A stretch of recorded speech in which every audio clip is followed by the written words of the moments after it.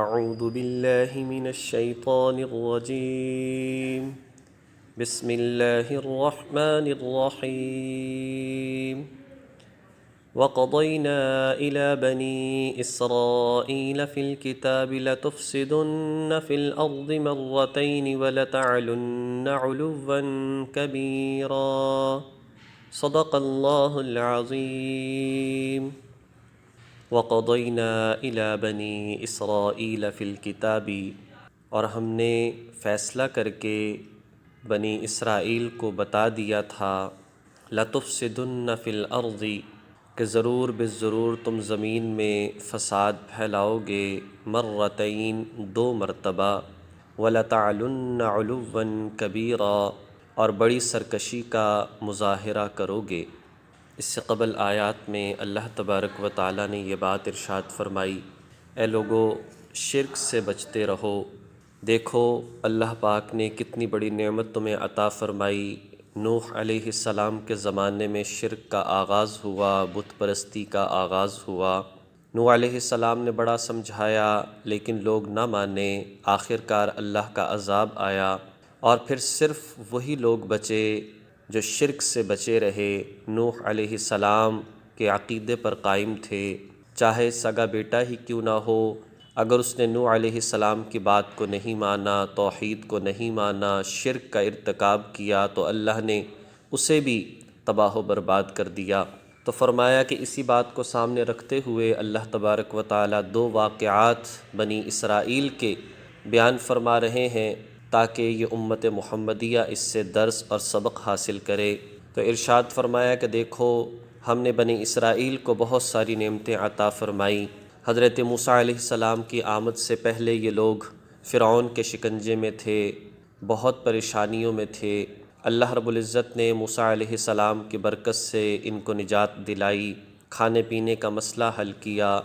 دھوپ لگی تو بادل کے ٹکڑے نے سایہ کیا، پیاس لگی اللہ نے 12 چشمے نکال دیے، بہت ساری آسانیاں، راحتیں، سکون، اور اسی طرح سے 4000 سے زیادہ انبیاء بنی اسرائیل میں بھیجے، لیکن یہ لوگ باز نہ آئے۔ انہوں نے موسیٰ علیہ السلام کی نافرمانی کی، شرک کیا، تو اللہ تبارک و تعالیٰ نے ان پر عذاب مسلط کر دیا، اور بخت نصر جو ہے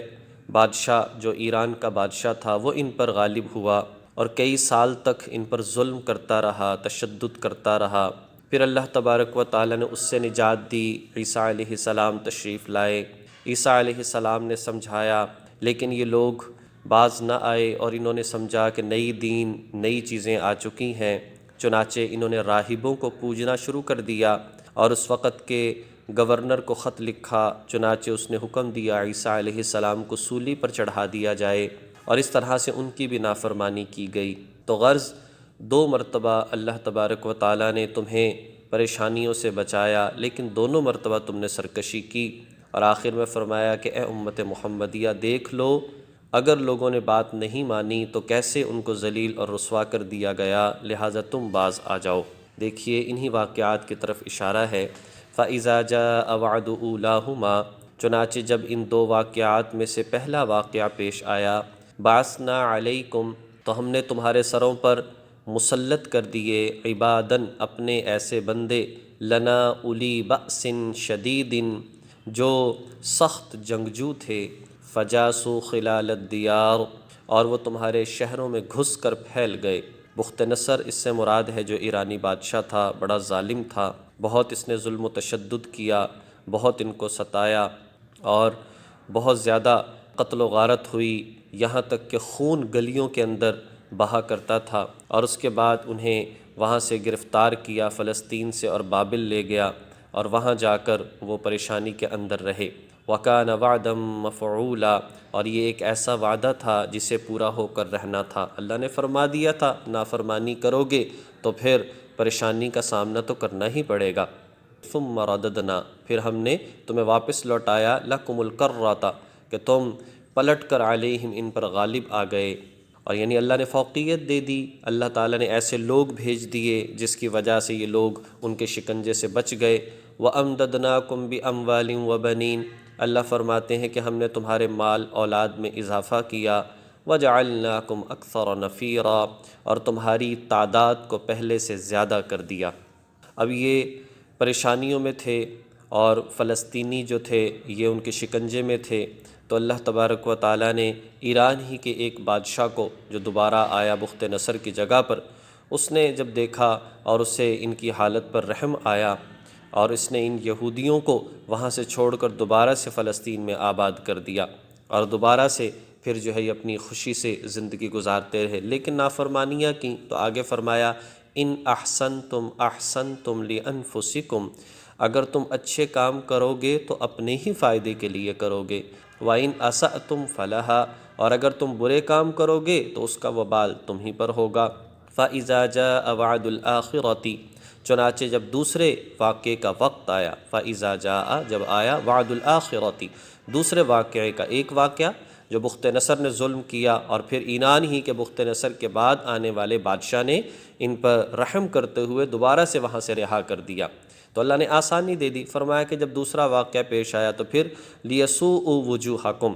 تاکہ وہ تمہارے چہروں کو بگاڑ ڈالیں، یعنی ایسے لوگ آئے جس نے تمہارے چہروں کو بگاڑ ڈالا، یعنی اور بادشاہ آئے جیسے جس میں جالوت ہے، بڑا ظالم قسم کا بادشاہ تھا۔ اسی طریقے سے دوسرے نمبر جو آیا تھا وہ خردوش آیا تھا بخت نصر کے بعد۔ 4 قسم کے لوگ آئے، پہلے بخت نصر، پھر خردوش، اسی طرح پھر جالوت، اور اسی طرح سنجاریت۔ یہ بہت سارے بادشاہ تھے جو کہ آئے اور انہوں نے ان پر ظلم اور تشدد کیا، تو فرمایا کہ تاکہ وہ تمہارے چہروں کو بگاڑ ڈالیں، ایسے لوگ ہم نے بھیجے۔ وَلِيَدْخُلُوا الْمَسْجِدَ، اور تاکہ وہ مسجد میں اسی طرح داخل ہوں، کما دخلوہ اول مرۃ، جیسے وہ پہلی مرتبہ داخل ہوئے تھے، جیسے پہلے تمہاری مسجدوں کے اندر داخل ہو کر ظلم تشدد کیا، ایسے ہی تمہارے اوپر دوبارہ ظلم و تشدد کرے۔ وَلِيُتَبِّرُوا مَا عَلَوْا تَتْبِيرًا، اور جس جس چیز پر ان کا زور چلے اس کو تہس نہس کر کے رکھ دیں۔ وَلِيُتَبِّرُوا، تہس نہس کر کے رکھ دیں، مَا عَلَوْا، جس پر ان کا بس چلے، تتبیرا، تہس نہس کر دیں، ہر چیز کو توڑ پھوڑ کر دیں۔ اب یہ بات ہے کہ جب اللہ تعالیٰ نے عیسیٰ علیہ السلام کو بھیج دیا، پھر ان پر اللہ پاک نے آسانیاں، راحتیں عطا فرمائی، لیکن اس کے بعد پھر انہوں نے حضرت عیسیٰ علیہ السلام کے دشمن بن گئے، پریشان کرنے لگے، تو اللہ رب العزت نے پھر ان پر جو ہے پریشانی کے حالات دیے۔ عسیٰ ربکم ان یرحمکم، عین ممکن ہے کہ تمہارا رب تم پر رحم کرے۔ پھر حالت بگڑتی چلی گئی، اور چلتے چلاتے اللہ رب العزت نے ان پر رحم فرمایا، اور نبی علیہ السلام بھی تشریف لائے۔ وَإِنْ عُدْتُمْ عُدْنَا، لیکن اگر تم پھر وہی کام کرو گے تو ہم بھی تمہارے ساتھ وہی کام کریں گے۔ وَإِنْ عُدْتُمْ، اگر تم ایسا کرو گے تو عُدْنَا، تو ہم بھی ایسا ہی کریں گے۔ وَجَعَلْنَا جَهَنَّمَ لِلْكَافِرِينَ حَصِيرًا، اور ہم نے جہنم کو کافروں کے لیے قید خانہ بنا رکھا ہے۔ حصیرہ، قید خانہ، گھیرے کی جگہ بنا رکھا ہے۔ غرض بات یہ ہے، اصل تو واقعات کی طرف اشارہ کرنا مقصود ہے۔ بہت آسان سی بات یہی ہے کہ ایک مرتبہ جو ہے تباہی آئی موسیٰ علیہ السلام کی نافرمانی کرنے کی وجہ سے، پھر اللہ نے آسانیاں عطا فرما دی، پھر عیسیٰ علیہ السلام کو بھیج دیا، پھر انہوں نے نافرمانیاں کی، اللہ نے پھر ان کو پریشانیوں کے اندر مبتلا کیا، اور اس کے بعد پھر نبی علیہ السلام جو ہیں وہ تشریف لائے، اور پھر ان کے لیے آسانی آ گئی۔ اب بات یہ ہے کہ انسان کو اللہ رب العزت یہ بات سمجھانا چاہ رہے ہیں، اے امت محمدیہ دیکھ لو، پہلے لوگ کتنی آسانیاں آئیں، نافرمانیاں کی تو اللہ نے کیسے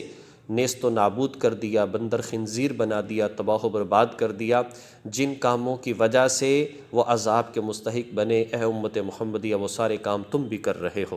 لہٰذا ان احسنتم احسنتم، اچھا کرو گے تو اچھا بدلہ پاؤ گے، وَإِنْ أَسَأْتُمْ فَلَهَا، اور اگر برا کرو گے تو اس کی سزا بھی تمہیں کو ملے گی۔ عقل مند وہ ہے جو ان سارے واقعات سے عبرت حاصل کرے اور اپنے آپ کو نافرمانی سے بچائے اور اخروی اور دائمی نقصان سے اپنے آپ کو بچائے۔ اللہ تبارک و تعالی توفیق عمل نصیب فرمائے۔ وآخر دعوانا ان الحمد للہ رب العالمین۔